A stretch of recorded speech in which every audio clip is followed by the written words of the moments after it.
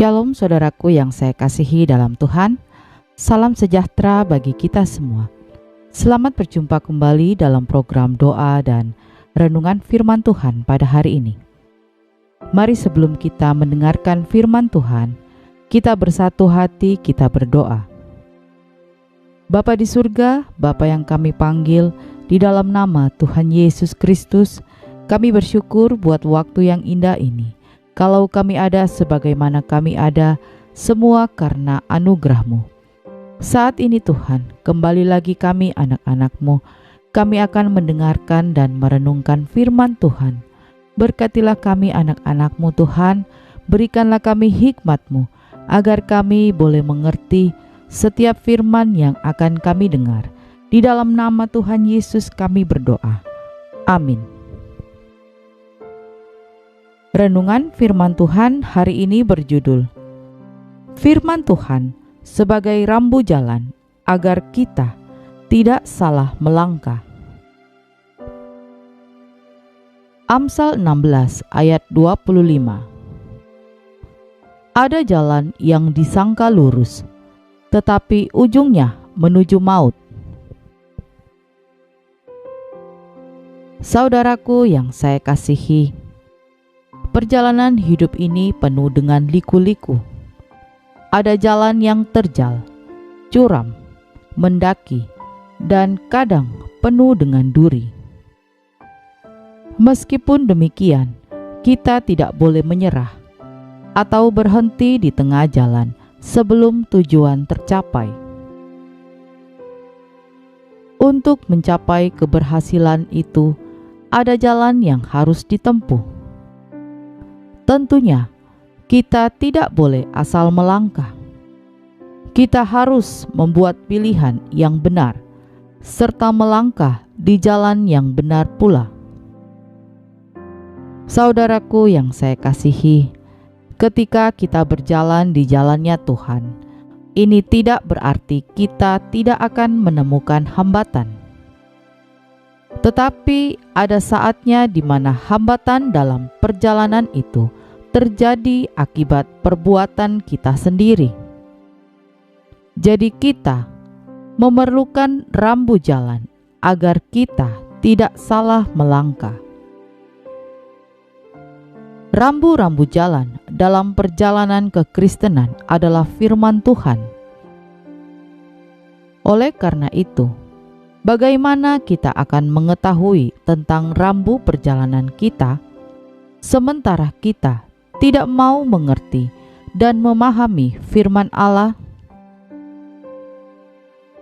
Beberapa cara untuk kita mengerti firman Allah adalah hadir dalam setiap kegiatan-kegiatan ibadah, merenungkan firman Tuhan, bersaat teduh dengan Tuhan, dan sebagainya. Mengapa kita harus menjadikan Alkitab sebagai rambu dalam perjalanan kita? Karena itu artinya kita melibatkan Allah dalam semua perjalanan hidup kita. Kalau kita tidak memakai firman Allah sebagai pembatas dalam gerak langkah maju kita, maka jalan yang kita anggap baik itu ujungnya menuju maut. Amsal 14 ayat 12. Ada jalan yang disangka orang lurus, tetapi ujungnya menuju maut. Hal ini akan berakibat fatal bagi hidup kita. Walaupun sebenarnya Allah tidak bermaksud seperti ini. Untuk itulah kita harus selalu melibatkan Allah. Jalan kita berbeda dengan jalannya Tuhan. Yesaya 55 ayat 8-9 mengatakan, sebab rancanganku bukanlah rancanganmu, dan jalanmu bukanlah jalanku. Demikianlah firman Tuhan. Seperti tingginya langit dari bumi, demikianlah tingginya jalanku dari jalanmu, dan rancanganku dari rancanganmu. Jadi, ketika kita mengambil keputusan untuk melangkah, berdoalah terlebih dahulu. Minta campur tangan Allah dalam perjalanan yang akan kita lakukan. Kalau Tuhan ada di sana, maka hasil akhirnya pasti menyenangkan. Inilah yang kita rindukan, sehingga kita datang ke rumah ibadah untuk mencari kehendak Allah, supaya langkah-langkah kita ke depan adalah langkah yang disertai oleh Tuhan. Dalam perjalanan Yesus bersama murid-muridnya, Yesus berkata, "Marilah kita bertolak ke seberang." Markus 4 ayat 35. Yang mengambil inisiatif dalam perjalanan itu adalah Yesus. Murid-murid hanya mengikuti. Di tengah perjalanan, angin besar dan gelombang datang. Alkitab menulis bahwa mereka hampir tenggelam, walaupun ada beberapa murid Yesus yang pakar dalam bidang pelayaran. Hal ini menunjukkan bahwa kepakaran tidak selalu bisa menyelesaikan masalah. Perjalanan yang menyertakan Yesus, tantangan boleh datang, tetapi Yesus dapat menyelesaikannya. Pikiran kita jauh berbeda dengan pikiran Allah. Untuk itulah Alkitab berkata dalam 1 Korintus 2 ayat 16, "Sebab siapakah yang mengetahui pikiran Tuhan sehingga ia dapat menasehati Dia? Tetapi kami memiliki pikiran Kristus." Pikiran Kristus artinya pikiran kita adalah pikiran yang diurapi oleh Roh Kudus, sehingga yang mengontrol pikiran ini adalah Roh Kudus dan firman Allah yang pernah kita dengar. Jika hal ini terjadi, maka perjalanan hidup kita akan menghasilkan sesuatu yang luar biasa. Di langkah-langkah hidup kita ke depan, kita akan melihat karya-karya ilahi menyertai hidup kita. Saudaraku yang saya kasihi, dalam 1 Tawarik 14 ayat 8 sampai 13, Daud mengalami kemenangan besar ketika dia bertanya kepada Tuhan dan melakukan apa yang Tuhan perintahkan. Namun, ketika Daud menghadapi persoalan yang sama, dia tidak langsung menyerang Filistin dengan menggunakan pengalamannya yang lalu, bagaimana Tuhan menolong dan memberi dia kemenangan. Tetapi Daud kembali bertanya lagi kepada Tuhan. Maka Tuhan memberi Daud petunjuk dan strategi baru, sehingga dia kembali memperoleh kemenangan. 1 Tawarik 14 ayat 14 sampai 17. Jadi, saudaraku yang saya kasihi dalam Tuhan, jika kita berjalan bersama Tuhan, selalu bertanya terlebih dahulu kepada Dia, maka kita akan berjalan dalam strategi yang datangnya dari Tuhan sendiri, dan pasti akan menghasilkan kemenangan yang besar. Seringkali kita tidak bisa berbuat apa-apa karena kita sendiri tidak mau bertanya kepada Tuhan. Bertanyalah kepada Tuhan, maka Dia akan memberikan petunjuk apa yang harus kita lakukan agar memperoleh kemenangan dalam hidup kita. Keberhasilan Daud adalah karena langkahnya mengikuti jejak langkah Tuhan.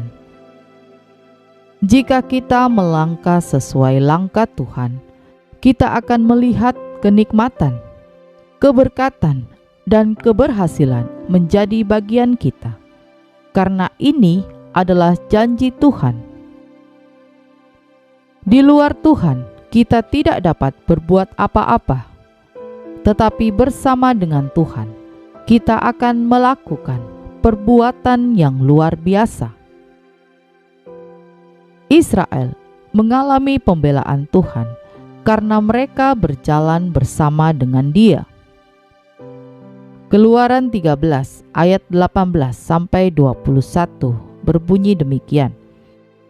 Tuhan berjalan di depan mereka pada siang hari dalam tiang awan untuk menuntun mereka di jalan, dan pada waktu malam dalam tiang api untuk menerangi mereka, sehingga mereka dapat berjalan siang dan malam. Jadi, perjalanan yang disertai Tuhan ketika menghadapi tantangan, Tuhan akan memberi kita perlindungan. Ketika kegelapan menutupi jalan kita, Tuhan memberi terang kepada kita. Melangkahlah di jalan yang benar, yaitu di dalam Yesus. Yohanes 14 ayat 6. Akulah jalan dan kebenaran dan hidup. Tidak ada seorang pun yang datang kepada Bapa kalau tidak melalui aku. Saudaraku yang saya kasihi, melangkah di jalan Tuhan memang tidak semudah kita mengatakannya. Tetapi jika kita mau melakukannya, ada Roh Kudus yang akan memimpin kita dan memampukan kita. Yohanes 16 ayat 13. Tetapi apabila Ia datang, yaitu Roh kebenaran, Ia akan memimpin kamu ke dalam seluruh kebenaran. Mari saudaraku yang saya kasihi, biarlah kita menjalani perjalanan hidup ini di dalam kebenaran dengan tuntunan Roh Kudus. Perjalanan yang melibatkan Tuhan akan mendatangkan kemenangan.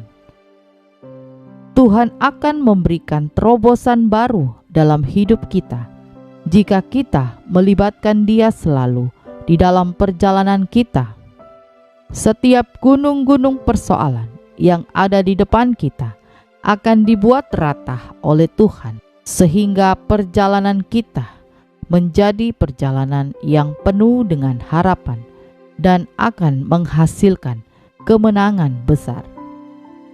Amin. Mari kita berdoa. Bapa di surga, terima kasih untuk firman-Mu hari ini. Firman Tuhan yang telah menguatkan kami. Kami mau melibatkan Tuhan dalam segala sesuatu yang kami kerjakan. Karena dengan Tuhan, kami tidak akan salah melangkah. Dengan Tuhan, kami akan mendapatkan kemenangan. Terima kasih Tuhan. Meteraikanlah firman-Mu dalam hati kami. Terpujilah nama Tuhan. Ya Bapa, saat ini kami akan beristirahat. Kami serahkan hidup kami ke dalam tangan Tuhan. Sepanjang malam hari ini Tuhan menyertai kami, Tuhan menjagai kami, dan Tuhan melindungi kami. Biarlah pasukan malaikat surga berkeliling di atas kami. Bangunkan kami besok pagi dengan tubuh yang sehat, kuat, dan tidak kekurangan suatu apapun. Terima kasih Tuhan, kami sudah berdoa malam hari ini di dalam nama Tuhan Yesus Kristus kami berdoa. Haleluya. Amin. Puji Tuhan, kita sudah berdoa malam hari ini. Saya percaya kita sudah diberkati. Sampai berjumpa kembali dalam doa kita besok. Selamat malam, selamat beristirahat. Tuhan Yesus memberkati.